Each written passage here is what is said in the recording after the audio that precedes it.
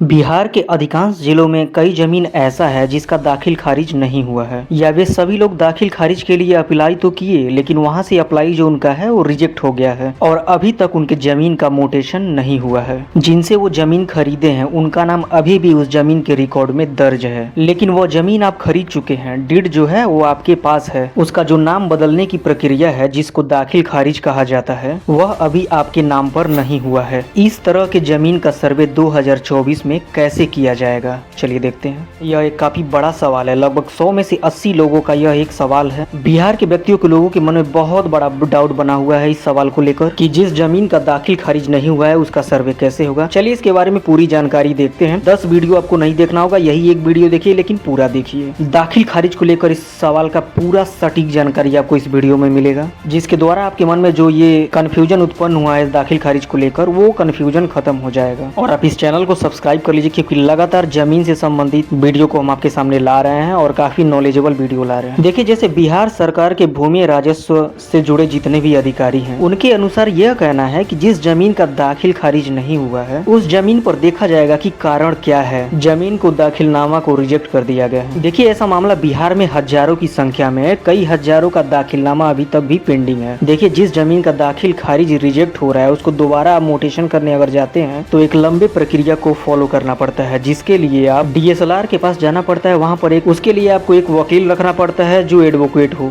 और उस एडवोकेट से कारण बताना पड़ता है उस जमीन के बारे में, दाखिलनामा के बारे में। उसके बाद से कहीं जाकर आपका दाखिल खारिज होता है। देखिए जब आप जमीन खरीदते हैं तो जिससे आप जमीन खरीदते हैं वो बेचने वाला होता है, उसके नाम पे भी जमीन नहीं होता है, उसके पिताजी के नाम पे जमीन होता है या उनके बाबा के नाम पे होता है या उनके दादा के नाम पे होता है या उनके नाना या कई पीढ़ी पुराने व्यक्तियों के नाम पर होता है और उनके नाम से कोई भी रसीद भी नहीं कटता है और वही जमीन आपको बेच दिया जाता है और आप उस जमीन को ले लेते हैं। देखिए इसमें कोई समस्या नहीं है और उस जमीन में भी कोई दिक्कत नहीं है, आपको निश्चिंत रहना चाहिए और सही लोगों से खरीदा है क्योंकि ये वारिस है उस जमीन के उत्तराधिकारी हैं। लेकिन इस प्रकार के जो जमीन है वो दाखिल खारिज में रिजेक्ट कर दिए जाते हैं क्योंकि इसका मुख्यतः 2 कारण है। सबसे पहले आप कारण समझिए, जब आप प्रखंड में जाकर दाखिल खारिज करने के लिए अपील दर्ज करते हैं तो वहाँ के कर्मचारी आपके दाखिलनामा को देखते हैं और देखते हैं कि ये जो जमीन है ये दूसरे के नाम पर है। और एक स्थिति ये भी उत्पन्न होती है कि मान लीजिए जो हम या आप कोई भी जमीन खरीदे, जिस व्यक्ति से खरीदे वो उसके नाम पे जमीन नहीं है, वो किसी और व्यक्ति से जमीन खरीदा, यानी कि वो न जमीन जो है दूसरे के नाम पर है। यानी आप जो जमीन खरीदे हैं उसके भी वंशज से नहीं है, वो भी किसी दूसरे से खरीदे, यानी कि इसका वंशज जो है तीसरा आदमी है। तो इस कारण भी जो आपका दाखिल है वो खारिज नहीं होता है बल्कि वो रिजेक्ट हो जाता है।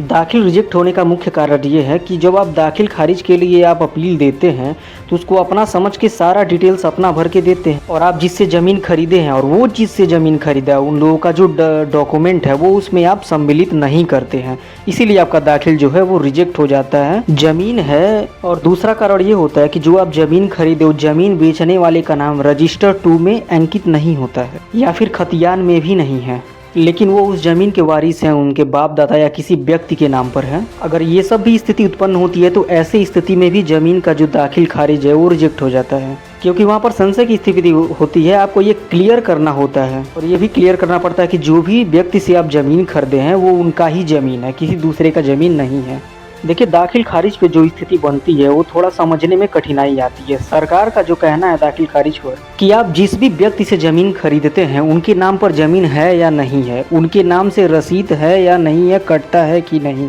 अगर ऐसा होता है तो कोई समस्या नहीं, आपका दाखिल खारिज बहुत ही आसानी से हो जाता है। लेकिन परेशानियां कहाँ से आती हैं, जब आप किसी व्यक्ति से ज़मीन खरीदते हैं और उस व्यक्ति के नाम पर वो हो ही ना, उसके पूरे वंशज से ही ना, वो दूसरे व्यक्ति के नाम पर जब होता है और इसी स्थिति में ज़मीन का जो रजिस्ट्री है, जो दाखिलनामा है वो रिजेक्ट हो जाता है। जिस परेशानियों को सॉल्व करने के लिए आपको डीएसएलआर के पास जाना होता है, वहाँ पर एक वकील रखना पड़ता है और इस सारी परेशानियों पर बहसबाजी करनी पड़ती है और पूरी उस ज़मीन की वंशावली प्रस्तुत करनी पड़ती है कि हाँ ये ज़मीन मेरा है और जिनसे आप ज़मीन खरीदे हैं उनका पूरा वंशावली देना पड़ता है। इन सभी प्रमाणों से जब पता चलेगा कि वो जो ज़मीन बेचने वाले हैं वो उनके रियल वारिस हैं। देखिए सरकार की तरफ से ये सूचना दी गई है कि अगर आपके ज़मीन का नोटेशन नहीं दिया गया है तो आपको वहाँ पर अपना डीड देना होगा, दस्तावेज, और उसके आधार पर आपके ज़मीन का जो खेसरा है, खसरा खतौनी है, और आपका नाम भी दर्ज किया जाएगा। और पीछे आप जिनसे ज़मीन खरीदे उनका भी विवरण वहाँ पर पूरा होना चाहिए। जैसे आप ज़मीन खरीदे उनका दस्तावेज पूरा होना चाहिए, खतियान होना चाहिए, वंशावली होनी चाहिए। ये सब कुछ आप उस पर देना पड़ेगा, तभी आपका जो दाखिल है खारिज होगा और जो सर्वे होगा उसमें वो आपके ही नाम पे हो। तो ये सारे जितने भी दस्तावेज हैं आपको एकदम ध्यान में रखना है। यदि आपका अभी तक भी ज़मीन का मोटेशन नहीं हुआ है तो आप जिनसे ज़मीन खरीदे हैं उनसे तो उस व्यक्ति का वंशावली, उस व्यक्ति ज़मीन का पेपर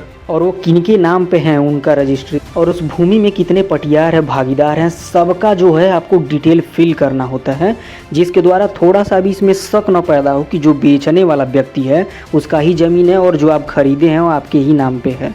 देखिए, जब भी आप इसका दाखिलनामा खारिज करवाने जाएं तो जिस व्यक्ति से आप ज़मीन खरीदे हैं उनसे उस ज़मीन का पूरा डिटेल आप लें, तथा जब भी आप किसी एडवोकेट से मिले तो उससे इसके बारे में जानकारी लें। और एक जो आप सबमिट करने से पहले उस सारे डॉक्यूमेंट को अच्छी तरीके से देखें ताकि वो रिजेक्ट ना हो। रिजेक्ट होने के बाद काफ़ी परेशानियां हो रही हैं, एक ही बार में पास होना पड़ेगा उसको, इसलिए कभी भी एडवोकेट का सलाह लेकर ही कोई ज़मीन खारिज में ही काम कराएं।